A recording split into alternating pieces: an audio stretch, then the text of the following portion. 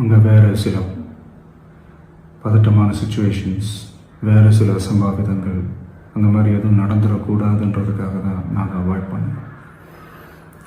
இந்த நேரத்தில் சொந்தங்களை இழந்து தவிக்கிற அத்தனை குடும்பங்களுக்கும் என்னுடைய ஆழ்ந்த இரங்கலை தெரிவிச்சுக்கிறேன். எனக்கு தெரியும் என்ன சொன்னாலும் இது ஈடேயாகாதுன்னு எனக்கு தெரியும்.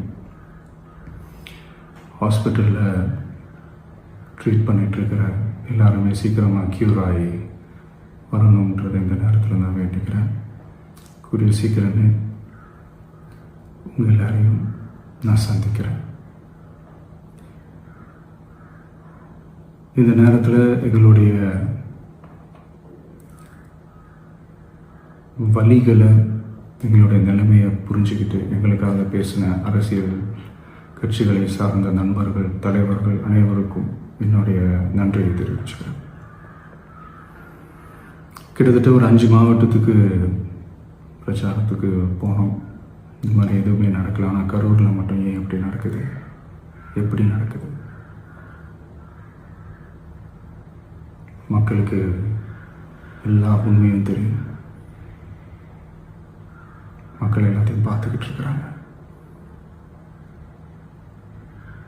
கரூரை சேர்ந்த அந்த மக்கள் அந்த உண்மையெல்லாம் வெளியில் சொல்லும்போது எனக்கு கடவுளே நேரில் வந்து இறங்கி அந்த உண்மைகள்லாம் சொல்கிற மாதிரி எனக்கு தோணுச்சு. சீக்கிரமே எல்லா உண்மைகளும் வெளியில் வரும்.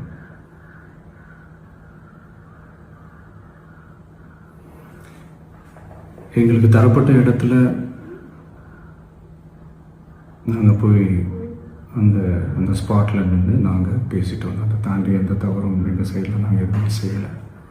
பட் இருந்தாலும் எங்கள் கட்சியை சேர்ந்த நிர்வாகிகள், தோழர்கள் மேலே எஃப்ஐஆர், அது மட்டும் இல்லை சோஷியல் மீடியாவை சேர்ந்த நண்பர்கள், தோழர்கள் அவங்க மேலே எஃப்ஐஆர்லாம் போட்டு இப்போ பிடிச்சிக்கிட்டு இருக்கிறாங்க.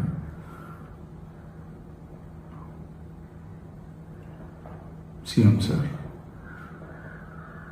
உங்களுக்கு ஏதாவது இந்த பழி வாங்கணும் அப்படின்ற எண்ணம் ஏதாவது இருந்துச்சுன்னா